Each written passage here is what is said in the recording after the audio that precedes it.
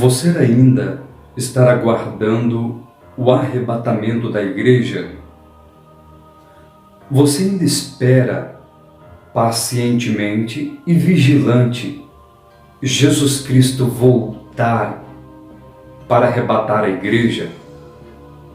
Eu estou aguardando, esperando Jesus retornar para arrebatar a igreja. E você? Se você estiver aguardando o arrebatamento da igreja, é preciso que você saiba do que eu vou falar neste vídeo. Pois bem, você sabia que nós deixamos de ser a maioria e somos hoje um grupo pequeno de pessoas que esperam o arrebatamento da igreja? Embora milhões e milhões de pessoas durante toda a história dormiram no Senhor, eu estou me referindo à data presente de hoje, este ano de 2020. Você sabia? Não. Pois bem, nós representamos um pouco menos do que 10% de toda a humanidade que existe hoje. O grupo que aguarda o arrebatamento da igreja. Tá difícil compreender? Eu fiz um gráfico para poder facilitar a revelação e iluminação deste vídeo. Olha para o gráfico aí acima. Neste gráfico, eu coloquei as maiores religiões predominantes no mundo hoje. Veja comigo.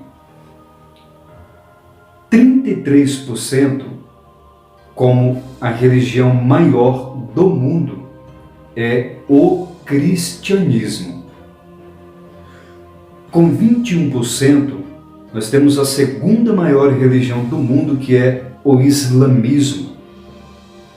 De 14% a 15%, temos a terceira maior religião do mundo, que é o hinduísmo. Como 6, 7% da população do mundo, sendo a quarta maior religião do mundo, nós temos o budismo. E 16% são pessoas sem religião. E a maioria destas pessoas são ateus. E os outros 10% que restam são as milhares outras religiões espalhadas pelo mundo. Mas como assim, pastor? Se o cristianismo representa 33% da população do mundo, como que o grupo que está esperando o arrebatamento da igreja deixou de ser a maioria? É por este motivo que eu estou fazendo este vídeo na direção do Espírito Santo para te explicar o porquê deixamos de ser a maioria. Olhe para este outro gráfico que eu vou te mostrar. Dos 33% cristãos, 22% é da Igreja Romana, conhecido como Igreja Apostólica Romana. Os evangélicos que acreditam, ou pelo menos deveriam acreditar no arrebatamento da igreja, representam um pouco menos desse 11% hoje na nossa humanidade. Vale lembrar para vocês que a Igreja Romana não apregoa, como a Igreja Protestante, o arrebatamento da igreja. Eles não ensinam o arrebatamento da igreja. Eles não ensinam essa doutrina de Cristo. Olha para o gráfico. Desses 11% que são evangélicos, dentre eles, existem muitas seitas, como Testemunhas de Jeová, os Mormons, e muitas outras seitas que estão incluídas dentre estes que se consideram evangélicos. Ou seja, dentre esses 11%, ainda temos uma pequena porcentagem dos protestantes que nasceram no grande protesto do monge Martinho Lutero, onde deu-se início nas igrejas evangélicas, que representam uma minoria em milhares de denominações espalhadas pelo mundo. Te espanta isso? Te admira? É meio que incoerente tentar entender olhando para as Américas, pois aqui no Brasil, ou em alguns países das Américas, seja Central, Norte ou Sul, o Evangelho, as igrejas evangélicas são muitas, são diversas. Igrejas grandes, lindas, com muitas pessoas. Mas vale a pena lembrar que a nossa realidade não é a realidade do mundo. A realidade da nossa nação, da cidade onde você mora, não é a realidade do mundo. A realidade do mundo se resume basicamente neste gráfico que eu apresentei a vocês. Este gráfico representa que aproximadamente 90% da humanidade não aguarda, não espera o arrebatamento da igreja. Sabe o que este resultado pode nos ensinar? Sabe o que este resultado quer nos dizer? É o seguinte: este resultado aponta que a missão do espírito do anticristo está sendo consumada. Que a missão dos espíritos que trabalham para convergir o mundo, para se encontrar com o anticristo, estão sendo consumadas. Ou seja, 90% da humanidade já está caminhando para a chegada do anticristo. Claro que eles não estão esperando com este mesmo nome, anticristo. Este anticristo é o nome dado pela doutrina da igreja cristã. Porém, a Bíblia dá diversos outros nomes para este ser, que nós vamos ver nas próximas séries que eu vou fazer. Alguns povos aguardam o anticristo como a reencarnação de um dos seus líderes, fundadores das doutrinas que eles seguem. Outros grupos aguardam o anticristo como o Messias, que vai vir para dar poder a eles neste mundo. Outras pessoas estão aguardando o anticristo como uma mente genial, que vai se manifestar em governo mundial e resolver todos os problemas da humanidade.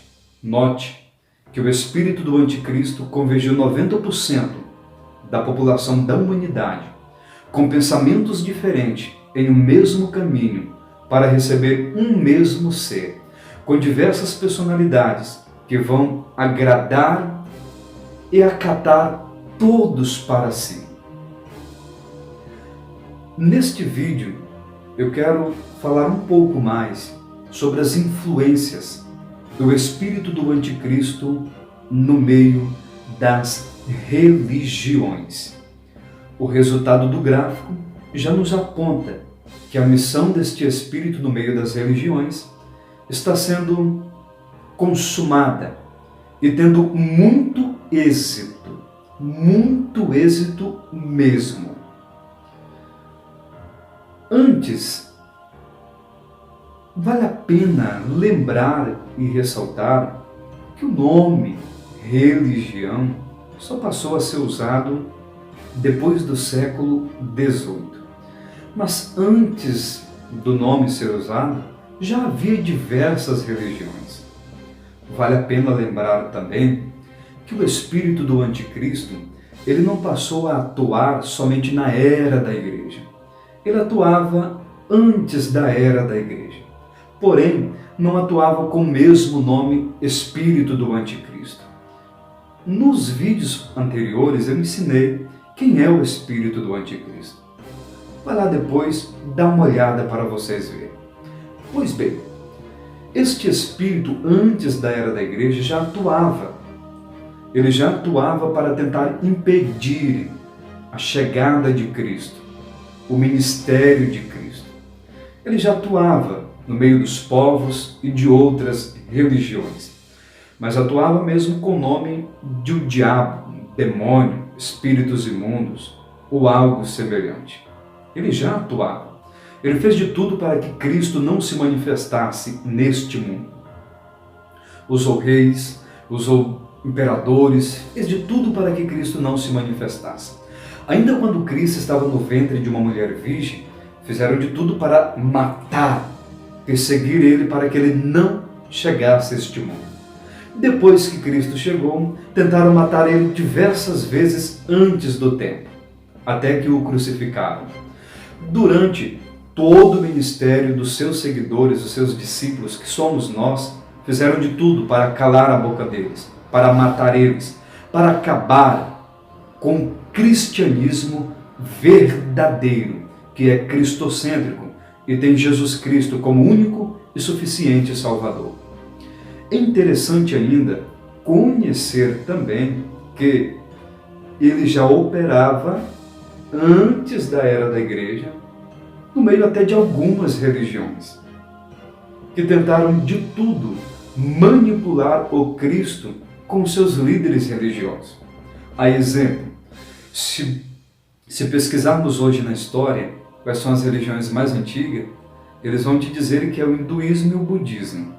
Só que essa história é uma história anticristã. Ela rejeita a fé abrâmica, mosaica, adâmica, que é a mesma fé monoteísta no Deus de Israel, que é o Pai do nosso Senhor Jesus Cristo. A fé abrâmica, adâmica, mosaica, davíntica, ela antecede qualquer religião, pois eles vieram do primórdio da criação, desde Adão. E a fé deles sempre foram mencionadas a promessa que Deus fez a Abraão da vinda do Salvador e de Cristo. Durante toda a história da antiguidade, o povo de Israel tiveram diversos profetas que profetizaram a vinda de Cristo. Profetas messiânicos, profecias messiânicas, no Antigo Testamento, há milhares e milhares de anos. Isso nos apresenta que Cristo já existiu durante toda a história no meio do povo. Ele, como Deus, Filho do único Deus vivo, sempre esteve presente em toda a história. Seria ignorância dizer que a nossa fé só existe de 2000 anos para cá. De forma alguma. A nossa fé é a mesma do povo de Israel, é a mesma dos povos de Israel durante toda a história e durante toda a antiguidade.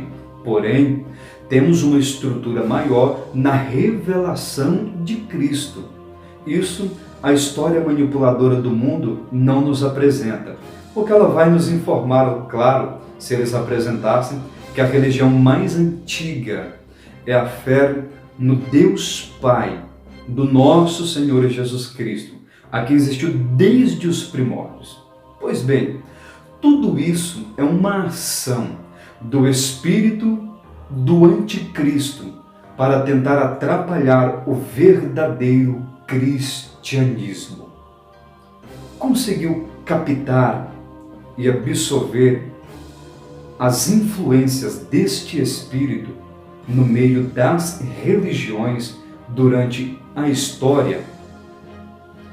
Me assusta ainda mais quando leio os relatos do hinduísmo e do budismo e encontro alguns pareceres de 200 anos depois da crucificação, tipo o hinduísmo. Existem relatos e escritos deles que hoje são aplicados no meio da religião deles, de 200 anos depois da cruz. Eles vêm dizer que Jesus Cristo era uma reencarnação. Era uma reencarnação e mais um avatar da religião do hinduísmo. O pior, eles afirmam na história deles que Jesus Cristo saiu de Jerusalém e foi até a Índia, no lugar chamado Himalaia. Ele foi até esse lugar chamado Himalaia. Lá ele recebeu instruções dos mestres da Índia. Depois retornou a Jerusalém, ficou lá operando muitos sinais e maravilhas e retornou para um lugar chamado Caxemira, na Índia. Eles afirmam que Jesus retornou para Caxemira, lá construiu vida, família, teve filhos, morreu e foi sepultado lá. Ou seja, o hinduísmo afirma que Jesus Cristo, que morreu na cruz do Calvário, foi uma reencarnação dos deuses deles. E até hoje eles têm um túmulo lá do Jesus deles. Coincidência? Não. Simplesmente uma própria ação deste espírito do anticristo já operando no meio das religiões. E o budismo? O budismo é um tanto que equivocado. Por quê? Buda, ele foi um discípulo hindu, ou seja, ele era um dos discípulos da religião hinduísta. Em um certo dado da sua vida, dizem que ele foi iluminado. No que ele foi iluminado, ele começou a pregar as suas doutrinas. Começou a pregar as suas doutrinas, a pregar as suas doutrinas, a pregar as suas doutrinas. Porém, Buda nunca fundou uma religião. Anos depois, pensadores e seguidores de Buda foi que começaram a propagar os pensamentos de Buda, dando início no budismo. Tanto é que o budismo e o hinduísmo têm uma aliança fraternal muito grande, porque Buda era hindu. Porém, anos mais tarde, 200, 300 anos depois da cruz, escritores budistas afirmam que Jesus Cristo também era uma reencarnação de Buda e que veio para dar legalidade à crença budista. Ou seja, uma das duas maiores religiões do mundo também acreditam que Jesus Cristo pertencia a eles, mas de uma forma distorcida. A religião que está atrás do cristianismo, que é o islamismo, eles também acreditam em um Jesus. Só que o Jesus deles não morreu na cruz do Calvário e nem ressuscitou ao terceiro dia. O Jesus deles foi ascendido ao céu e voltará para salvar o povo de Alá. Eles rejeitam literalmente o cristianismo que prega Jesus Cristo morreu à cruz do Calvário e ressuscitou ao terceiro dia. Eles rejeitam os testemunhos oculares também do Senhor Jesus Cristo. Porém, os escritos do islamismo, do hinduísmo e do budismo, que são as três religiões maiores depois do cristianismo, ambas só tiveram relatos sobre Jesus depois de 200, 300 anos. Tudo isso nos prova as grandes influências deste ser, ou destes seres, no meio das religiões, durante toda a história, para tentar camuflar o verdadeiro Cristo. Pois camufando o verdadeiro Cristo, eles conseguiam tirar os verdadeiros ensinos e princípios e essência do Senhor Jesus Cristo. Fazendo isso, facilmente esse Espírito conseguirá nos conduzir ao engano, à mentira e logo ao inferno e à morte eterna. Fica ligado. No próximo vídeo eu quero falar das influências deste espírito no meio do cristianismo. E depois vou falar das influências deste espírito no meio dos evangélicos. Você vai se espantar com o que eu tenho a te revelar, mas eu preciso te revelar. Eu tenho que cumprir a minha missão. Curta esse vídeo, compartilhe ele, se inscreva em nosso canal.